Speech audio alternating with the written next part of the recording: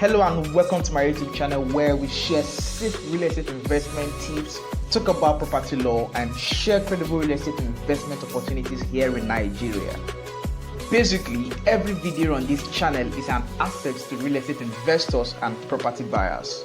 Finally, on this channel, every subscriber is family, a family of millionaire real estate investors. Welcome. Hello and welcome to my YouTube channel. My name is Rei Ltd and I'm a real estate entrepreneur as well as a property lawyer here in Nigeria. Alright, so today we're going to be having a conversation on the basic steps to buying land the right way in Nigeria. The basic steps that you must take. 10 basic steps that you must take when buying land in Nigeria. And it's important you watch this video to the end, because what it's going to do for you is that it helps you to ensure that you don't miss out on any step that can help you prevent issues along the way or at the end of the day. Alright, so I encourage you to watch this video to the end so that you get the gist. Alright, okay, so the first thing, of course, is that you are going to find the land. You see the land you are looking out for. Alright, haven't found the land, then you would approach the people selling. Okay, at the point of approaching them, you may want to look into a couple of things and then be sure that the property is genuine. Generally, I need to also see that it's important that the contract of sale comes into certain transactions as far as it concerns land transactions, real estate transactions generally. But of course, I'm dealing basically with 10 basic steps, so I'm not going to go into all of those details. I just need to clarify that particular point. So first, find the land. 2, investigate. Number 3, make an offer. How much do you want to buy? Number 4, they will accept your offer. I need you to also understand here that there is implication, a legal implication between at the point of making an offer and acceptance. Alright, so you want to be careful, especially when you are writing letters. If you're writing letters, you want to be careful. There are certain words you need to put to be sure that you are not tied to some certain things. Alright, and number 5, prepare documents. Who should prepare your title documents?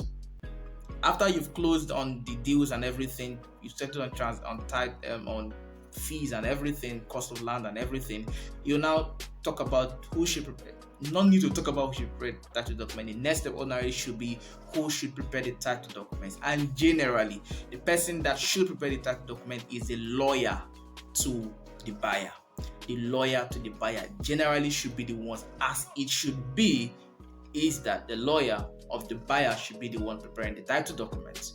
Alright. However, in most other circumstances, you have, and especially with the influx of real estate companies, you have some of them insisting that they are the ones to prepare the title documents for the client. At that point, I need you to be careful.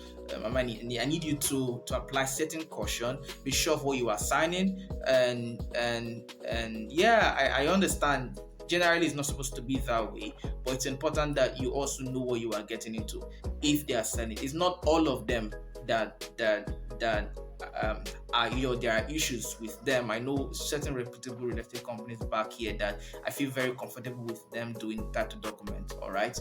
However, there are some that you must involve your lawyer to be sure that you know what you are signing, because I've seen some very ridiculous alleged title documents from some real estate companies, and they weren't nice at all. Alright, so you may want to carry your lawyer alongside. But if it's an individual that you are buying from, and the individual is insisting that his lawyer, he's the one selling to you, and is insisting that his lawyer has to prepare the title documents, or agents generally are the ones insisting that they bring the lawyer that will do title documents for you, then you have to be very, very, very careful at that point. Alright, however, generally, you as the buyer should be the one bringing the lawyer that will prepare title document for you. I'll leave that. There are so many details, but I'll leave that. And then the sixth stage, or the sixth step, is that you sign or execute the document. Sign or execute the document in the presence of witnesses. And number 7, hand over original documents. Yes, most clients don't know about this. Haven't executed title documents, originals of those documents should be handed over to you. Now, this is also important, where you will need a property lawyer to guide you. There are certain documents. Every land transaction is unique. Every land transaction is unique, and because of that uniqueness, some carry certain document and some others don't carry certain document. So how do you know when to ask for this particular document or not? I remember, this old man is like one of the most enlightened clients I've ever seen. He wanted to sell a property. He wanted to sell his property. But guess what? He brought me in to guide him through the procedures and everything he needed to do as far as selling his property the right way is concerned. And part of my job was to ensure that he properly sells, because there were certain issues in between and then they needed to be handled. All right. And importantly, to show him the documents to hand over. Right. That is so, I've never seen an enlightened individual like that, especially at his age, and if we had to travel out of the state to carry out that transaction, and then in the course of the whole thing, I saw the reasons why indeed he needed a lawyer. So what am I driving at? It's important you know the documents, and yeah, that's why I brought up that story. I realized that actually in the course of that transaction, there were certain documents that the lawyer to the seller should have asked for, but did not ask. And I'm not at liberty to discuss the reasons he didn't ask, but that is his business, in quotes, with respect.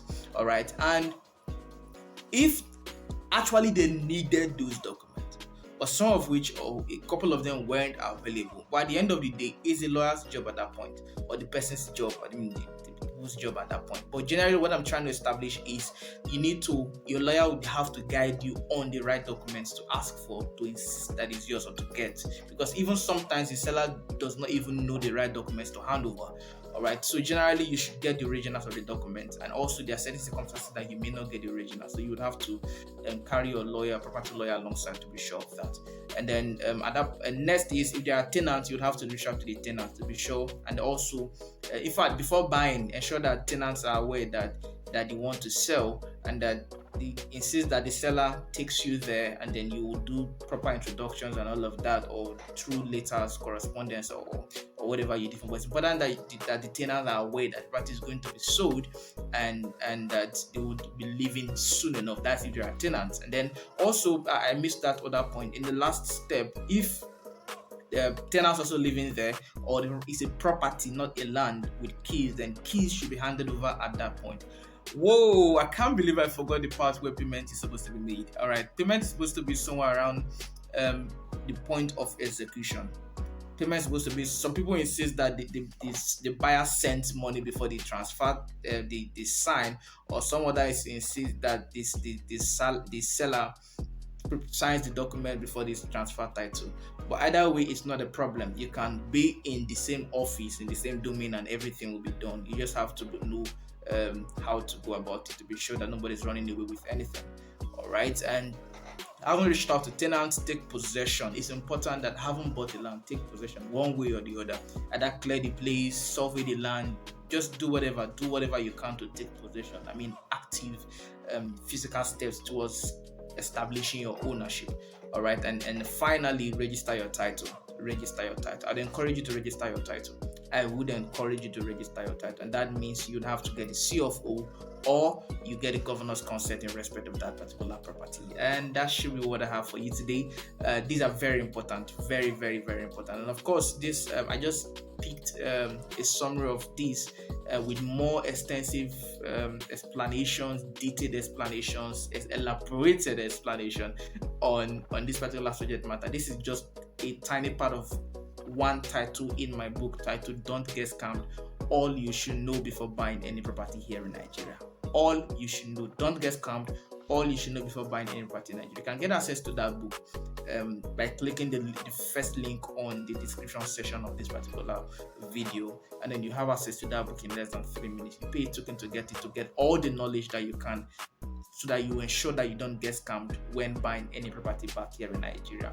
Thank you so much again. My name is Raymond Ijoma, and I'm a real estate entrepreneur as well as a property lawyer in Nigeria. And remember always that this video is brought to you by Fortreal Rei Ltd, a real estate company registered here in Nigeria to serve you with the best. Thank you again, and do enjoy the rest of your day. Bye bye.